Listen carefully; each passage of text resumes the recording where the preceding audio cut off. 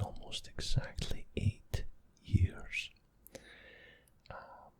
Yeah, funny how time flies. I spent almost 12 years before that in New Zealand, and that felt like a lifetime.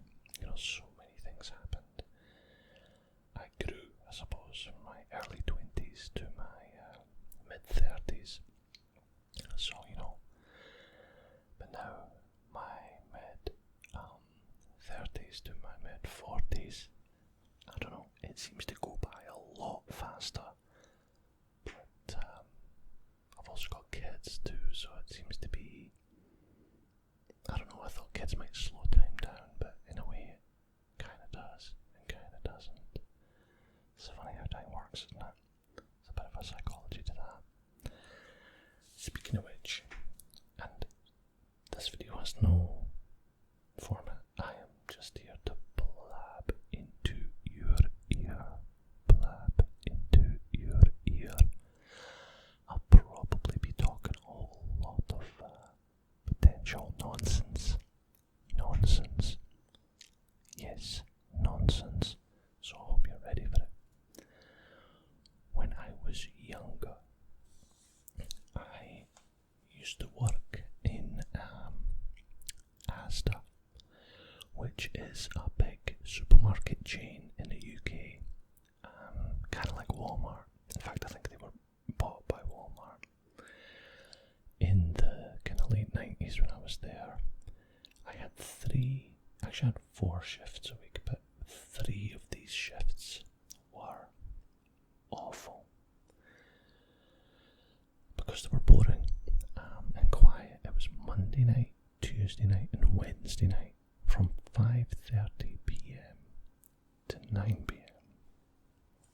So what's that? 6, 7, 8. It's only 3.5 hours a shift, which is nothing, right? I mean, it's nothing. But I remember standing. Oh, and I sold tobacco. I worked at the cigarette counter. Cigarette counter. So I would stand there for 3.5 hours, and it felt like a freaking eternity. Every single shift felt like an eternity. So what I did was I stopped wearing a watch, and of course we didn't have our smartphones then, so I couldn't just have a look in my pocket. And they were quite fussy about you taking stuff onto the shop floor anyway, so even if you did have a phone, I suspect they wouldn't have let you take it with you. Anyway, and what I used to do was I would trick myself, and I later found out years later from a doctor that I sort of hypnotized myself. Because what I would do, for example, is on the 3.5 hour shift was so long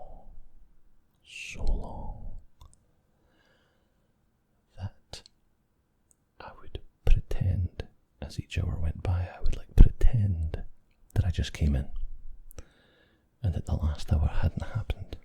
So at 6:30 I'd be like, okay, I just showed up. Well, that's good, I've only got 2.5 hours to go, even though I'd already been there for like a whole hour. So and what happened is it actually worked. It worked really well. Like mentally, it made time speed up for me. And there were days when they would ask me to come in early. You know, like, can you come in at 3 instead of 5:30? And I'd be like, yeah, okay, I'll come in at 3. And then I would work from 3 till 5:30. And somewhere in there I would take a break or whatever. And again, I would pretend to myself that I wasn't there since 3. And at 5:30, I would tell myself that I just showed up, that I just turned up a minute ago. I don't know, it sounds mental, but this is what I used to do every night. And I'm telling you, it actually worked. It worked of the watch, and distracting yourself in your own head and playing these silly mind games actually helped me get through all these awkward, broken, quiet night shifts and stuff, which I did for, I don't know, 2 or 3 years. And yeah, but it followed me later in life. I still don't wear a watch. Now, that was when I was in Scotland, when I was like 20. Actually, I would have been 18, 19, 20, I think. I'm 44 now. I'm actually 45 next week. And it's funny how that affected me to the point where I then, for example, when I lived in Australia, in Sydney, I worked in a factory that made the S and P. I'm doing it backwards. The P pipe, what we call the P pipes, the P traps and the S traps that go underneath your sink in the bathroom, right? I used to manufacture those from copper piping. I'd cut them all to the right size. It would basically go in a big shopping basket, and then I'd take it to the next station where it would be annealed, which is basically like cooking it, making it soft and bendable, and then it would go to a bending machine where it would bend it into the correct shape, and then the fancy ones would then get chromed after that, sent away and get chromed.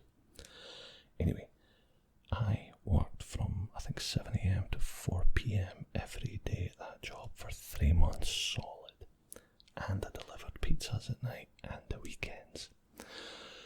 So I had to play a lot of mind games on myself too then.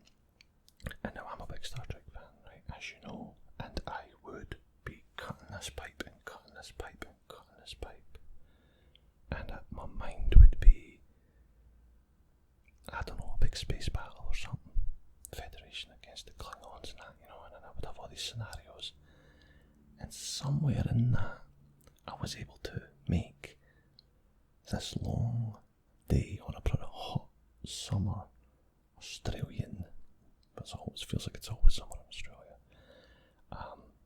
in a stinking hot factory, which was a great job, by the way. I'm not knocking it, and I was super grateful to get it because it helped me save a shit ton of money to go to Asia after that. But 3 months was a burnout, like it was the max. 3 months, they even told me that. They said, mate, 3 months, then I think you need to take a break. Take a break, take a break, break. So I managed to trick myself again. Monday to Friday would just fly by because I didn't wear a watch, didn't look at the time, and I would put my mind elsewhere when I was in the middle of these somewhat monotonous tasks, right? Because it's not exciting. The problem being, as time went on, I would have these fun evenings with people, with my friends, and I wanted time to slow down. I wanted to be in the moment and enjoy myself, really be present. But often I couldn't be because like a doctor mentioned to me once, I'd self-hypnotized myself or trained myself into shrinking time down, right? That I really had to work hard to stop and be present and not let time get away from me. I would go out on a night out and I'd be like, oh, this is so much fun, I'm having so much fun. It's 7 o'clock and we're all probably going to go home at like 11, 12 p.m, which is only in a few hours, and then it'll actually feel like 1 hour, and you know, stuff like that. So I had to learn to, I haven't quite solved this, by the way, but I had to learn to figure out time in my brain. How do I slow it down? How do I enjoy it? And I've mentioned mentioned this before, because it became a bit of a fear, you know, getting older and life's just flying away from you, that type of thing. And I told myself at one point,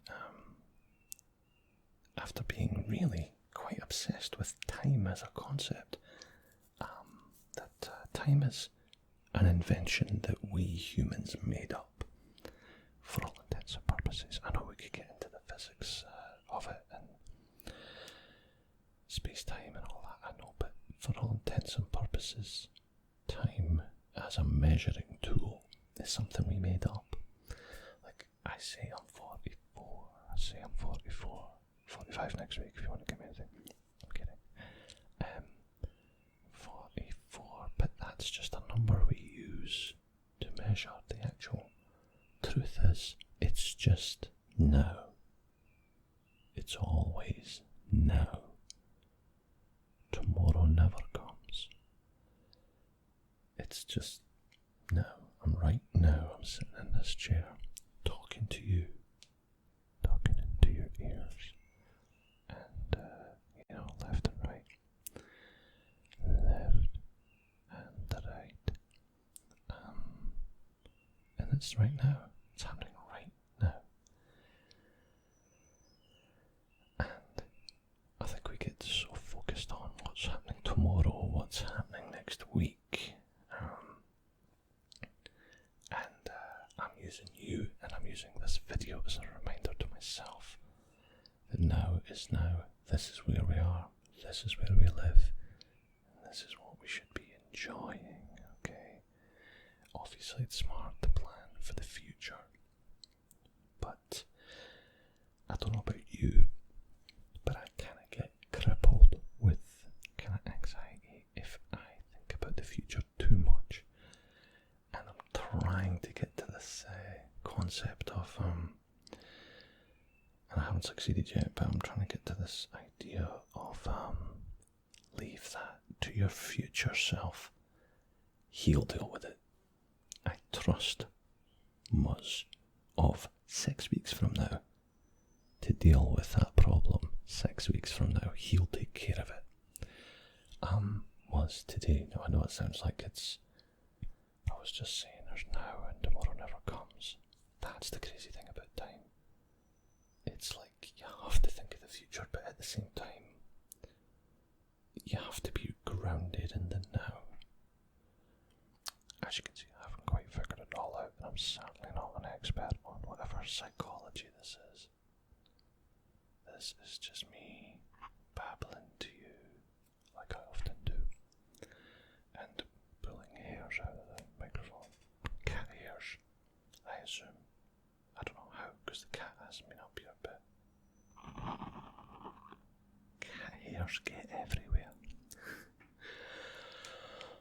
Well, I'm going to go for a cold shower and possibly have a shave because I am not presentable. I'm just not presentable. Anyway, I hope you found some of that absolute ramble interesting in some way, shape or form. Perhaps it helps you just pass a few minutes, slow you down on a busy day. Remember to breathe, and if you're in a hot, summery place, make sure you drink lots and lots of water.